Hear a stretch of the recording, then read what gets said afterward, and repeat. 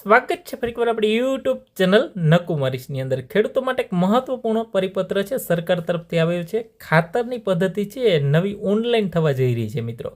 National fertiliser cells framework બરાબર સરકાર તરફથી મહત્વનો પરિપત્ર છે ગુજરાત સરકાર અને કૃષિ કલ્યાણ સહકાર વિભાગ તરફથી. હવે આ પદ્ધતિ છે ઓનલાઈન થવા જઈ રહી છે, જેની અંદર મિત્રો વાત કરીએ સરકાર તરફથી પરિપત્ર છે બહાર પાડવામાં આવેલો છે, જે અંતર્ગત ગુજરાત સરકાર દ્વારા રાજ્યમાં રાસાયણિક ખાતરના વિતરણ માટે એક મહત્વપૂર્ણ નિર્ણય લેવામાં આવેલો છે. હવે ખાતરનું વિતરણ છે એ વ્યવસ્થા અને વધુ પારદર્શક અને કાર્યક્ષમ બનાવવા માટે છે નેશનલ ફર્ટિલાઇઝર સેલ્સ ફ્રેમવર્કનો અમલ થવા જઈ રહ્યો છે.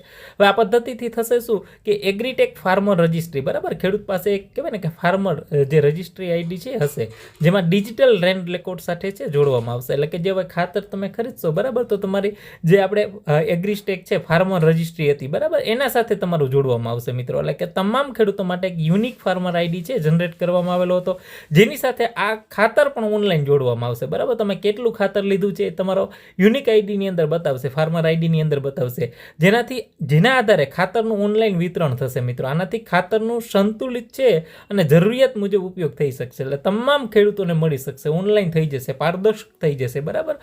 હવે તમને એમાં થતું હશે કે જે ખેડૂત છે બરાબર, જેમના નામે જમીન નથી એ પણ ખાતર લઈ શકશે. એના માટે પણ સરકાર તરફથી છે જોગવાઈઓ કરવામાં આવેલી છે.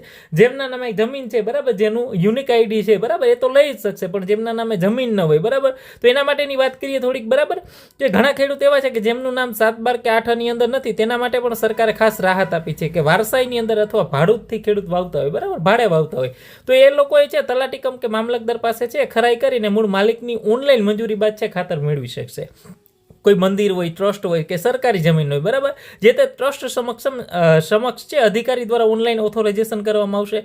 સંયુક્ત માલિકીના કિસ્સાની અંદર સોગંદનામા દ્વારા છે કોઈ એક પણ અધિકૃત વ્યક્તિ હશે એને આપવામાં આવશે બરાબર. અલગ અલગ રીતે છે, અને આનો મહત્વપૂર્ણ પરિપત્ર પણ છે આપણું જે ખેડૂતનું ગ્રુપ છે બરાબર, તમને નીચે ડિસ્ક્રિપ્શનમાં મળી જશે. ત્યાંથી તમે આ જે વિશેષ વિડીયો છે બરાબર, વિડીયો છે, અલગ અલગ પીડીએફો છે, તમામ ખેડૂતને લગતી તમને ત્યાંથી મળી જશે. તો જોવાનું ખાસ કરીને તે જોડાવાનું પણ ભૂલતા નહીં. અને આ સંપૂર્ણ પ્રક્રિયા માટે સરકાર દ્વારા કોર કમિટીની રચના કરવામાં આવશે, જે સમયસર સમીક્ષા કરશે.